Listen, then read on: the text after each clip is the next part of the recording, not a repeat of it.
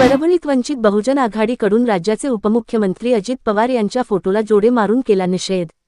राज्याचे उपमुख्यमंत्री अजित पवार यांनी विधिमंडळामध्ये एकाच घरातील अनेक जण पीएचडी करतात असं वक्तव्य केलं होतं। या वक्तव्यावरून परभणीमध्ये वंचित बहुजन आघाडी आक्रमक झाली असून जिल्हाधिकारी कार्यालयासमोर जोडेमारो आंदोलन करण्यात आले। यावेळी अजित पवार यांनी केलेल्या वक्तव्याचा निषेध करत तीव्र घोषणाबाजी देखील करण्यात आली।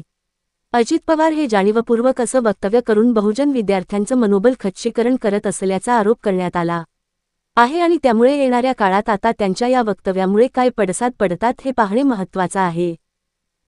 आज वंचित बहुजन आघाडीच्या वतीने माननीय जिल्हाधिकारी साहेबांना रितसर आम्ही आमच्या पत्राद्वारे कळविण्यात आले जिल्हाधिकारी साहेबांना की महाराष्ट्राचे उपमुख्यमंत्री अजितदादा पवार आपण जरा एका चांगल्या पदावर आहेत, आपण एका पक्षाचे वरिष्ठ पदाधिकारी आहात, आपण एक स्वतः पक्ष चालविता, आपण कुठली भाषा वापरता याची भान ठेवा।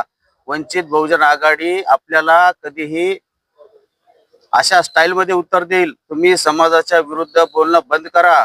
आपण 10 आपल्या घरातले आमदार खासदार मंत्री संत्री सगळं करता आणि जे लोक पीएचडी करून रात्र मेहनत करून पीएचडी करून त्याच्या कष्टाचं फळ त्याला मिळत आहे आणि आपण तर चोऱ्या डकाऱ्या टाकून आपल्या घरातले 5 10 मंत्री करून आपण ही भाषा वापरता। ही बरोबर भाषा नाही आपली।